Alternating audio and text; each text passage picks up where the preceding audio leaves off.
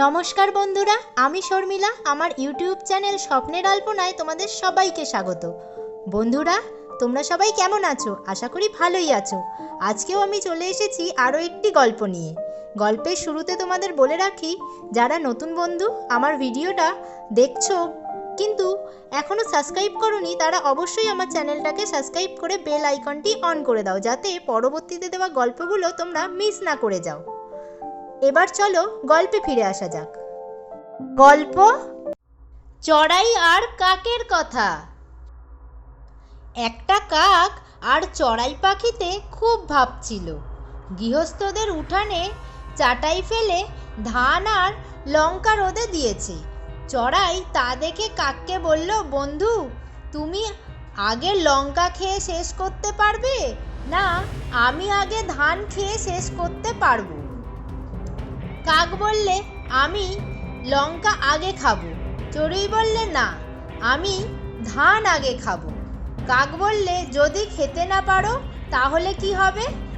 চড়াই বলল, যদি না খেতে পারি তবে তুমি আমার বুক ফুঁড়ে খাবে। আর যদি তুমি না খেতে পারো তবে কি হবে? কাক বললে, তুমি আমার বুক ফুঁড়ে খাবে। এই বলে তো দুজনেই ধান আর লঙ্কা খেতে লাগলো। চড়াই কুটকুট করে একটি একটি ধান খায়, আর কাক খপ খপ করে একটি একটি লঙ্কা খায়। দেখতে দেখতে কাক সব লঙ্কা খেয়ে শেষ করলো। চড়াইয়ের তখন ধানের শিকিও খাওয়া হয়নি। তখন কাক বললে, কি বন্ধু এখন? চড়াই বললে, এখন আর কি হবে?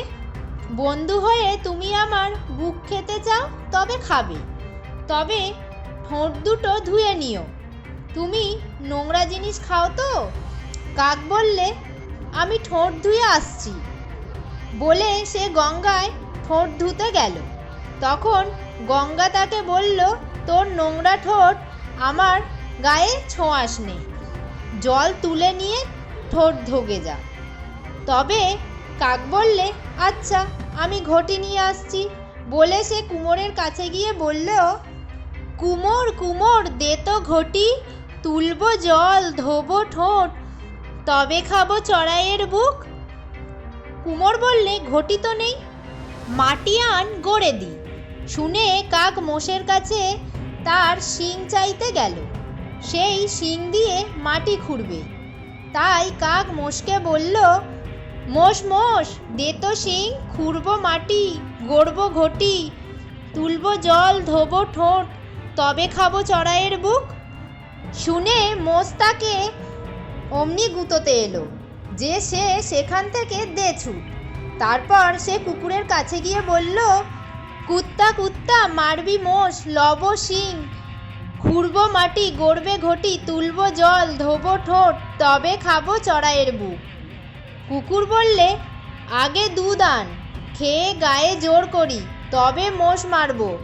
শুনে কাক গাইয়ের কাছে গিয়ে বলল, গাই গাই দে তো দুধ, খাবে কুত্তা হবে তাজা, মারবে মোষ, লব শিং, খুঁড়বো মাটি, গড়বে ঘটি, তুলবো জল ধোবো ঠোঁট, তবে খাবো চড়াইয়ের বুক।